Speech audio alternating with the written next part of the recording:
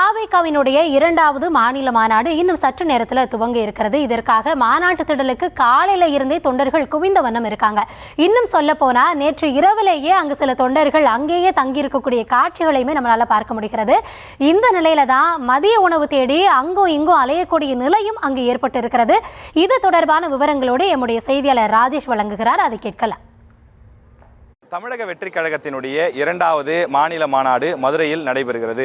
இந்த மாநாடு மாலையில் நடைபெற்றாலும் கூட அதிகாலையிலிருந்தே ஏராளமான தொண்டர்கள் வந்து குவிந்திருக்கிறார்கள்.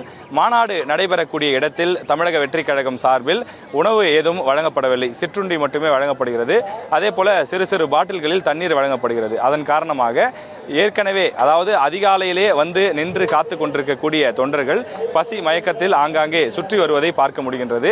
அந்த மாநாட்டு திடலை சுற்றிலும் வெளியில் ஏராளமான கடைகள் போடப்பட்டிருக்கிறது. அந்த கடைகளில் பல கடைகளில் கூடுதல் விலைக்கு உணவுப் பொருள் விற்பதை பார்க்க முடிகின்றது. குறிப்பாக ஒரு வெஜ் பிரியாணி பொறுத்தவரையில் 100 ரூபாய்க்கு விற்பனை செய்யப்படுகிறது. தயிர் சாதம் அதே போல தக்காளி சாதம் போன்றவை 70 முதல் 80 ரூபாய்க்கு விற்பனை செய்யப்படுகிறது. பழங்கள் ஒரு சிறிய கப்பில் போட்டு 30 முதல் 50 ரூபாய் வரை விற்பனை செய்கிறார்கள்.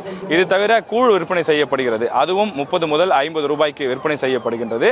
இங்கு விற்பனை செய்யக்கூடிய பல பொருட்கள், அந்த உணவுப் பொருட்கள் கூடுதல் விலைக்கு தான் விற்பனை செய்யப்படுகிறது. அதே போல அந்த குவாண்டிட்டி என்று சொல்லக்கூடிய அந்த அளவும் கூட குறைவான அளவிலேயே இருப்பதை பார்க்க முடிகின்றது.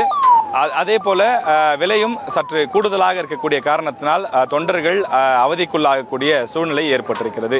இந்த இடத்தில் கிட்டத்தட்ட 5 லட்சம் பேர் வரை வருவார்கள் என்று எதிர்பார்த்திருந்த நிலையில் தமிழக வெற்றி கழகத்தின் சார்பில் நிர்வாகிகளே இங்கு வந்திருக்கக்கூடிய தொண்டர்களுக்கு தேவையான அந்த உணவையும் ஏற்பாடு செய்திருந்தால் அவர்கள் பசியோடு இருந்திருக்க வேண்டிய சூழ்நிலை இருந்திருக்காது.